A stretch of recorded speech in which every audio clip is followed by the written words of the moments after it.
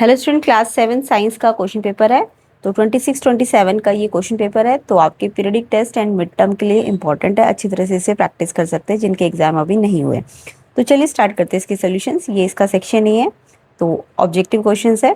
First question पे आते हैं, विच of the following turn turmeric paper red. तो इसमें से कौन सा ऑप्शन है जो टर्मरिक पेपर को रेड करेगा। अब टर्मरिक क्या होती है? हल्दी, है ना। तो ये येलो कलर की होती है, एक्चुअल कलर इसका येलो होता है।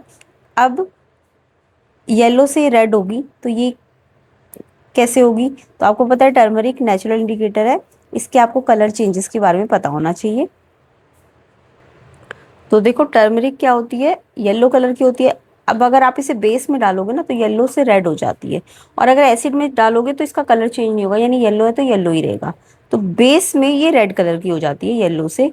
तो यही तो बोला इन्होंने कि रेड कलर की हो गई है। तो इट मीन्स जो भी सोल्यूशन होगा वो बेसिक होना चाहिए, है ना। अब इसमें ऑप्शन में से आपने देख लिया होगा, तो इसमें से सोप सोल्यूशन जो है वो बेसिक नेचर का होता है, इसलिए इसका आंसर ए ऑप्शन होगा कि सोप सोल्यूशन होगा, तभी वो क्या हो गई है, रेड कलर की कन्वर्ट हो गई है।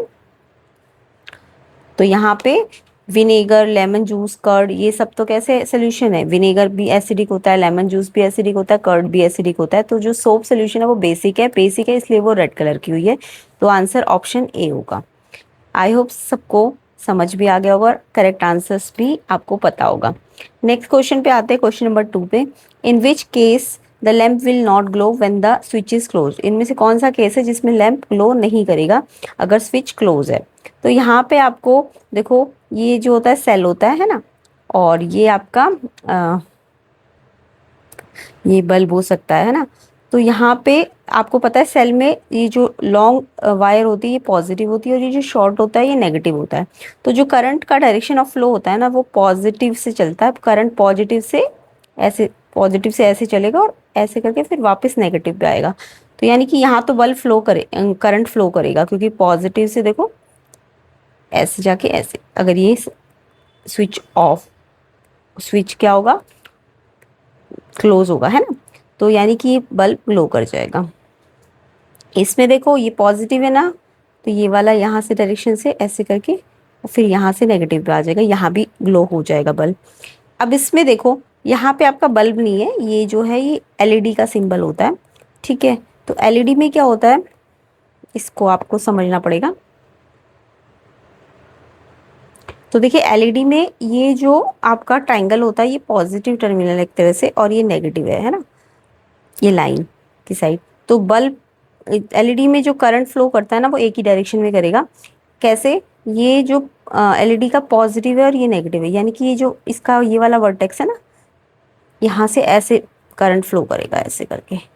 और मैंने अभी आपको बताया जो सेल है उसमें करंट कहाँ से फ्लो करता है, पॉजिटिव से चलता है और वापस कहाँ आता है, नेगेटिव में।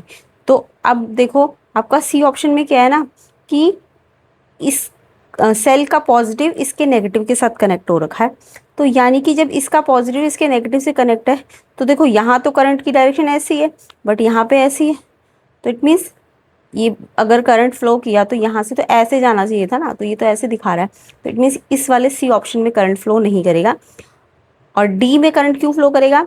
क्योंकि डी ऑप्शन में आपको दिख रहा है कि ये पॉजिटिव टर्मिनल, इसका बैटरी का ये बड़ा वाला लाइन ये है ना, तो ये पॉजिटिव है और इसका भी पॉजिटिव है। तो जब इसका पॉजिटिव और इसका भी पॉजिटिव आपस में होगा, सेल का पॉजिटिव और एलईडी का पॉजिटिव, तो यानी कि बल्ब ग्लो करेगा, इसमें करेगा, ठीक है। तो मतलब शॉर्ट में क्या कहना हुआ कि अगर एलईडी है तो अगर इसका पॉजिटिव, आपकी ये लॉन्ग लाइन है जो सेल की, वो पॉजिटिव इसके नेगेटिव के साथ कनेक्टेड है तो ग्लो नहीं करेगा, यानी ऑप्शन सी में ग्लो नहीं करेगा। लेकिन अगर इसका पॉजिटिव सेल का और इसका भी पॉजिटिव एक साथ कनेक्टेड होते, यानी कि यहाँ इसका पॉजिटिव और इसका भी पॉजिटिव आ जाता तो ग्लो करता, ठीक है। तो क्योंकि यहाँ पे इसका पॉजिटिव है और इसका नेगेटिव आया है, इसलिए ये बल्ब ग्लो नहीं करेगा ऑप्शन सी में। तो आंसर क्या है इसका, क्वेश्चन सेकंड का, कि जो सी ऑप्शन है, ऑप्शन सी आपका जो है वो उसमें बल्ब ग्लो नहीं, लैम्प ग्लो नहीं करेगा, ठीक है। तो ये सी ऑप्शन इसका, क्योंकि मैंने बता दिया आपको ये पॉजिटिव टर्मिनल से इसका नेगेटिव कनेक्टेड है, तो पॉजिटिव से अगर इसका नेगेटिव कनेक्टेड है तो ये ग्लो नहीं करेगा, और अगर इसके पॉजिटिव से इसका भी पॉजिटिव कनेक्टेड है तो ग्लो करेगा। तो यहाँ पे नहीं करेगा, सी ऑप्शन आंसर है क्योंकि नॉट ग्लो पूछा है, तो ऑप्शन सी करेक्ट है। थर्ड देखिए, थर्ड है विच of the following changes is chemical, कौन सा चेंज केमिकल है। तो केमिकल चेंज सबको पता है जिसमें न्यू सब्सटेंसेस बनते हैं ना, या प्रॉपर्टी चेंज हो जाती है, तो उसको हम केमिकल चेंज कहते हैं। तो फ्रीजिंग ऑफ वाटर, जब वाटर फ्रीज हो रहा है तो कोई न्यू सब्सटेंस थोड़ी ना बना है, वो तो स्टेट चेंज हुई है। तो स्टेट चेंज तो आपका फिजिकल चेंज होता है, तो ये आपका फिजिकल चेंज है। एवोपरेशन ऑफ परफ्यूम, ये भी आपका स्टेट चेंज हुआ है, तो ये भी आपका फिजिकल चेंज है। बर्निंग ऑफ कोल, जब कोल जलता है तो कोल ऐश में चेंज हो जाता है ना, राख बन जाती है, उससे CO2 निकलती है।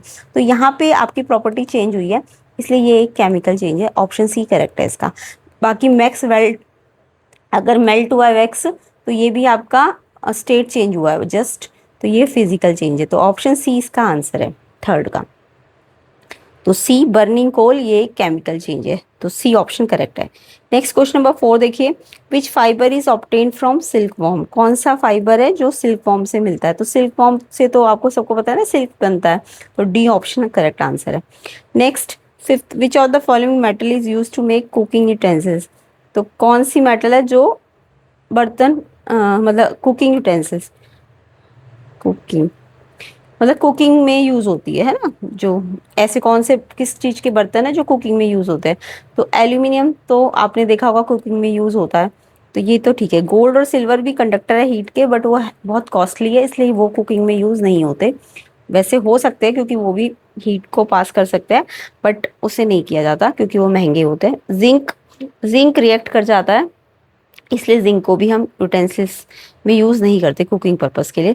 तो आंसर ऑप्शन ए एल्यूमिनियम होगा। नेक्स्ट क्वेश्चन देखो, which acid is present in curd, curd मतलब दही, दही में कौन सा एसिड होता है, ये तो सबको पता है ना, लैक्टिक एसिड होता है। सी ऑप्शन इसका आंसर है। Galvanization is the process of coating iron with, तो गैल्वनाइजेशन कौन सा प्रोसेस है जिसमें आयरन के साथ कोटिंग की जाती है जिंक की। तो गैल्वनाइजेशन की डेफिनेशन सबको आती होगी, प्रोसेस है जिसमें आयरन को कोट किया जाता है जिंक के साथ, ताकि आयरन रिएक्ट ना हो, करोजन ना हो उसका। तो उसको प्रिवेंट करने के लिए कोरोजन से उसको हम जिंक से कोटिंग कर देते हैं, उस प्रोसेस को गैल्वनाइजेशन कहते हैं। तो जिंक आंसर है, डी ऑप्शन। तो यहाँ पे आपको सारे आंसर्स पता चल गए होंगे। क्वेश्चन 4 का आंसर डी सिल्क है, क्वेश्चन 5 का ए एल्यूमिनियम है, 6 का आंसर सी लैक्टिक एसिड है जो कर्ड में होता है, एंड 7th का आंसर गैल्वनाइजेशन में जिंक के साथ आयरन की मतलब आयरन के साथ जिंक की कोटिंग होती है। नेक्स्ट क्वेश्चन नंबर 8 देखेंगे, विच of the following is not an insulator. देखो यहाँ पे बोला इंसुलेटर नहीं है, नॉट एन इंसुलेटर मतलब इंसुलेटर नहीं है, यानी वो कंडक्टर होना चाहिए है ना, क्योंकि इंसुलेटर नहीं है तो यानी कंडक्टर ढूंढना है आपको। तो वुड तो इंसुलेटर है, वो अपने में से हीट को पास नहीं होने देती ना, तो वो तो इंसुलेटर है जो अपने में से हीट को पास ना होने दे या इलेक्ट्रिसिटी को पास ना होने दे, वो इंसुलेटर होता है। तो वुड एक इंसुलेटर है, रबड़ भी इंसुलेटर है, प्लास्टिक भी इंसुलेटर है, ये हीट पास नहीं होने देते है ना।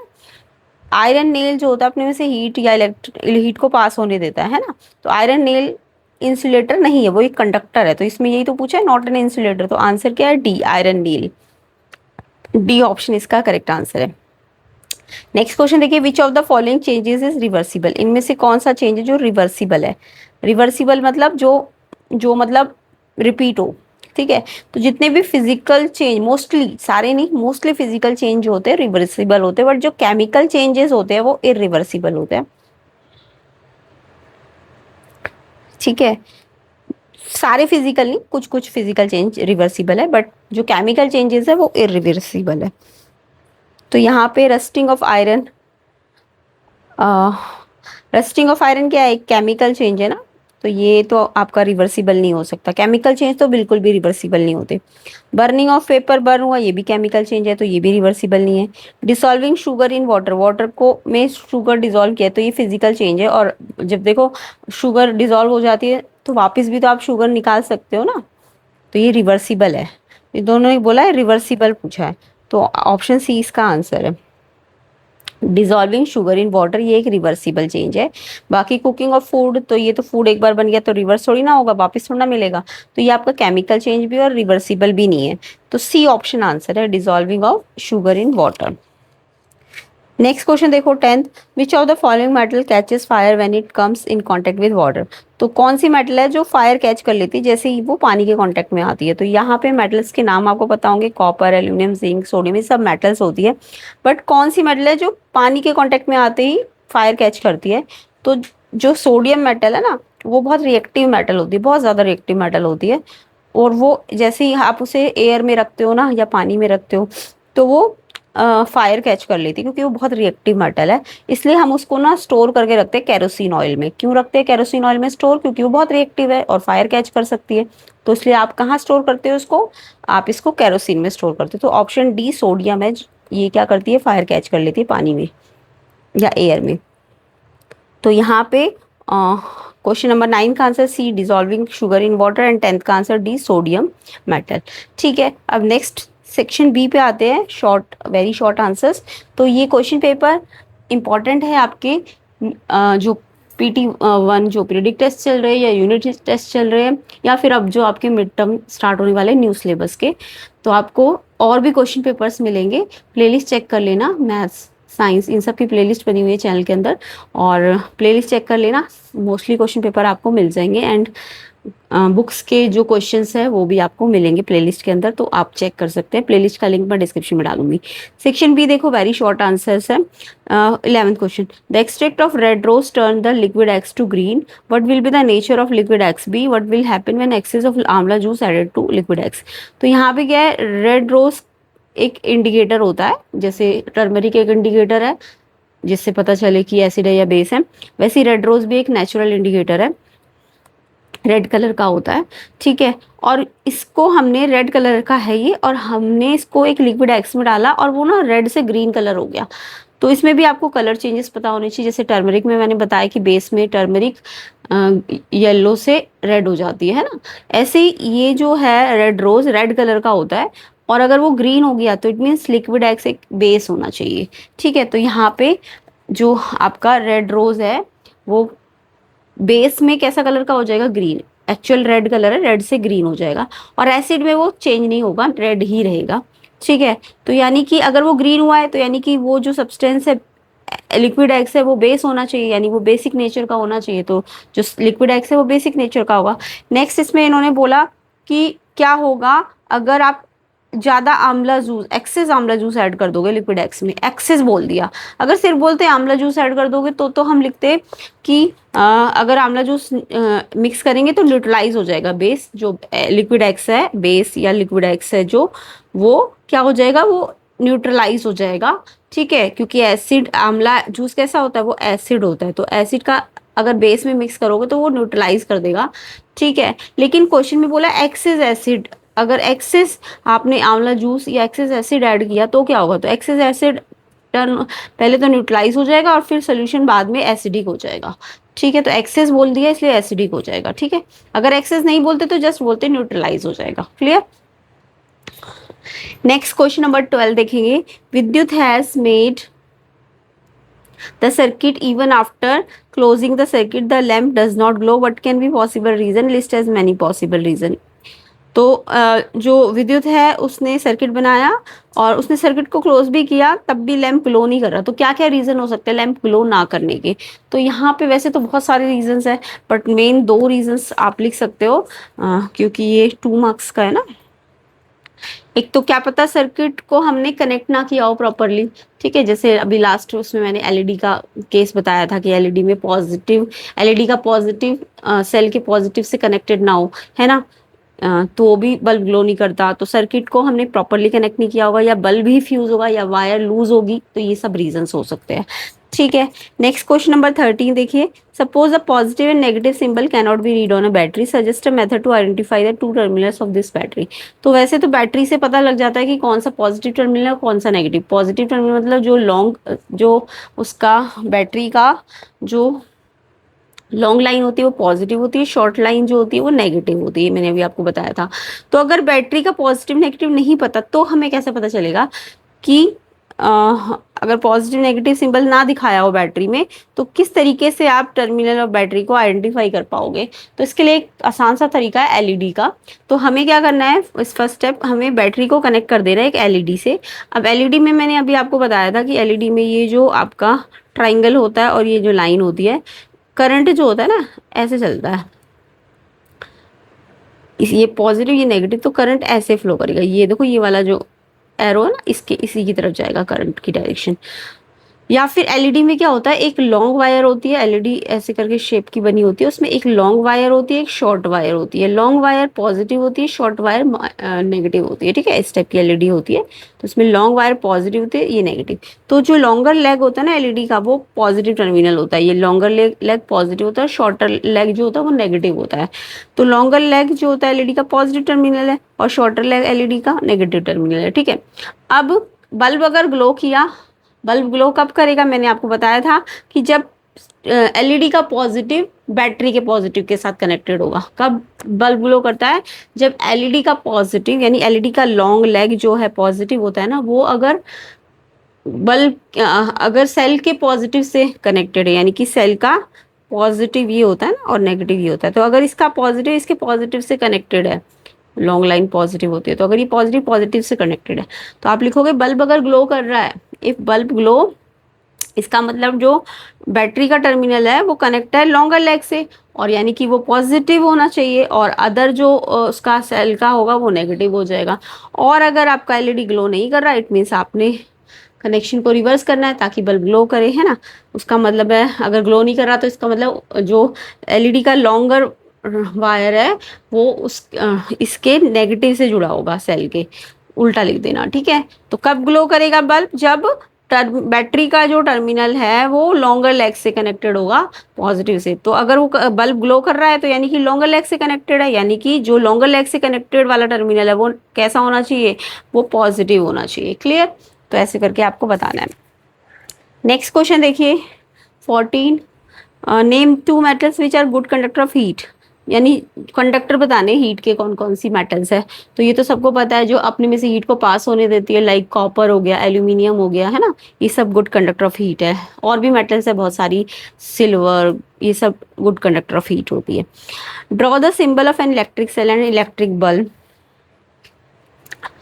तो 14 का गुड कंडक्टर ऑफ हीट तो पता चल गया, कॉपर, एल्यूमिनियम, सिल्वर भी लिख सकते हो। इलेक्ट्रिक सेल कैसा होता है, एक लॉन्ग सिम होता है, एक शॉर्ट, ये पॉजिटिव ये नेगेटिव, है ना, ऐसे दिखा भी सकते हो। और इलेक्ट्रिक बल्ब का सिंबल तो आपको भी आता ही होगा। तो ये आपके सेल है और ये बल्ब का सिंबल है। नेक्स्ट क्वेश्चन देखिए, state two difference between acid and bases. Acid और बेस में डिफरेंस बताना। तो एसिड और बेस में डिफरेंस तो सब बच्चों को आता होगा। एसिड क्या होता है, इनका टेस्ट सौर होता है, यानी खट्टा टेस्ट होता है। बेस का बिटर टेस्ट होता है, बिटर मतलब कड़वा।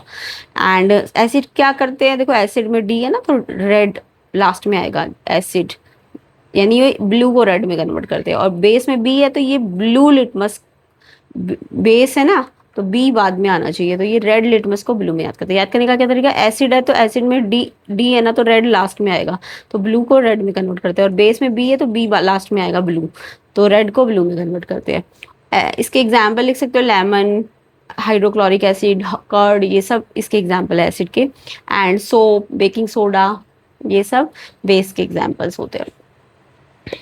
नेक्स्ट क्वेश्चन है, why are handles of cooking pans made of plastic. जो कुकिंग पैन होते हैं, खाना बनाने वाले बर्तन होते हैं, जैसे चाय का बर्तन है ना, तो उनके जो हैंडल होते हैं ना वो प्लास्टिक के होते हैं, ऐसा क्यों है। तो देखो कुकिंग पैन जो होता है वो तो गर्म होना चाहिए, हीट होना चाहिए, तभी तो खाना पकेगा। तो उनका जो सरफेस होता है वो तो उसका होता है, किसका, मेटल्स का। बट जो हैंडल होते हैं प्लास्टिक के क्यों है। तो जो हैंडल्स है वो प्लास्टिक का होने का मतलब क्या है, इसमें आप लिख सकते हो, प्लास्टिक जो होता है ना वो इंसुलेटर होता है, यानी कि वो कंडक्ट नहीं करता हीट को, तो does not pass heat through them. तो ये इंसुलेटर का काम है कि वो अपने में से हीट को जाने नहीं देगा। तो प्लास्टिक इंसुलेटर है, वो हीट को नहीं जाने देती अपने में से, एंड इस तरीके से ना वो हमारे हैंड्स को बर्न होने से बचा सकती है। ओके, तो अपने हैंड्स को बर्न होने से बचाने के लिए हम जो हैंडल्स है वो प्लास्टिक के बनाते हैं।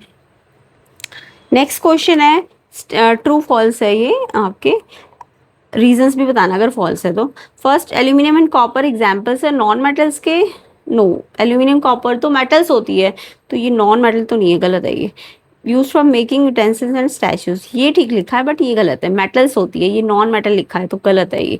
तो आपको यहाँ पे लिख देना aluminium copper examples of metals, ठीक है, नॉन मेटल्स के नहीं है, मेटल्स के। तो ये फॉल्स है, फिर इसको करेक्ट कर लेना।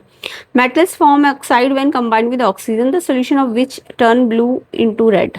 तो इसमें आपको मेटल का ऑक्सीजन के साथ रिएक्शन पता होगा। जब मेटल को ना हम ऑक्सीजन के साथ लेते हैं, यानी मेटल को ऑक्सीजन के साथ रिएक्ट करते हैं तो मेटल ऑक्साइड्स बनते हैं। और मोस्टली मेटल ऑक्साइड ना बेसिक नेचर के होते हैं, मोस्टली, ठीक है। कुछ आपके एसिड बेस दोनों प्रॉपर्टी भी शो कर सकते हैं, बट मोस्टली जो होते हैं बेसिक नेचर के होते हैं। बेसिक में मैंने आपको बताया था वो रेड लिटमस को ब्लू में कन्वर्ट करेंगे। तो यहाँ तो उल्टा लिख दिया ना इन्होंने, ब्लू को रेड में करेंगे। तो इन्होंने लिखा है कि देखो अभी बताया ना, ऑक्साइड जो है वो बेसिक होते तो वो क्या करेंगे, रेड को ब्लू, इन्होंने बोल दिया ब्लू को रेड करेंगे। तो ये फॉल्स है। तो आपको उल्टा करके लिखना है कि वो रेड को, वो ऑक्साइड मेटल ऑक्साइड बेसिक होते हैं, वो ब्लू को रेड में करेंगे कन्वर्ट, ना कि ब्लू, मतलब रेड को ब्लू में करेंगे, ठीक है, रेड को ब्लू में करेंगे। तो ये फॉल्स है आपका। Oxygen is a non metal essential for respiration, yes, oxygen एक नॉन मेटल है और रेस्पिरेशन में काम आती है, बिल्कुल करेक्ट है, ट्रू है ये। Copper vessel use for boiling water because they are good conductor of electricity. Copper जो है इलेक्ट्रिसिटी का कंडक्टर है, इसलिए वो बॉइलिंग वाटर में यूज है। नो, करेक्ट है कि वो कंडक्टर है इलेक्ट्रिसिटी का, बट वो हीट का भी कंडक्टर होता है। तो यहाँ पे जो रीजन देना था ना, इन्होंने गलत दे दिया। इन्होंने बॉइलिंग वाटर है तो वो हीट का कंडक्टर होना चाहिए था ना, तो ये कंडक्टर ऑफ इलेक्ट्रिसिटी बोल रहे हैं। तो इलेक्ट्रिसिटी तो फिर उससे तो क्या होगा, करंट पास होगा, है ना, तो फिर तो इलेक्ट्रिक शॉक लग सकता है। तो यहाँ पे इलेक्ट्रिसिटी का कंडक्टर, बात सही है, कॉपर इलेक्ट्रिसिटी का कंडक्टर है, बट इस रीजन से ये बॉइलिंग वाटर में यूज नहीं हो रहा, ये कंडक्टर ऑफ हीट लिखना चाहिए था इन्होंने। तो यहाँ पे फॉल्स है ये वाला, फोर्थ।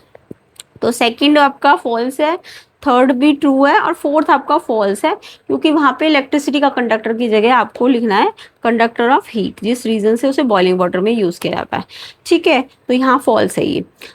तो इस तरीके से हमारा सेक्शन बी भी कंप्लीट होता है। अब हम सेक्शन सी के जो क्वेश्चंस है उसको नेक्स्ट पार्ट में कवर करेंगे, ठीक है। तो ये सारे क्वेश्चंस है सेक्शन डी के, केस बेस्ड क्वेश्चंस को भी हम इसके नेक्स्ट पार्ट वाली वीडियो में कवर कर लेंगे। तो वीडियो को ज़्यादा से ज़्यादा शेयर कर देना, लाइक कर देना, चैनल में नहीं हो तो चैनल को सब्सक्राइब कर देना।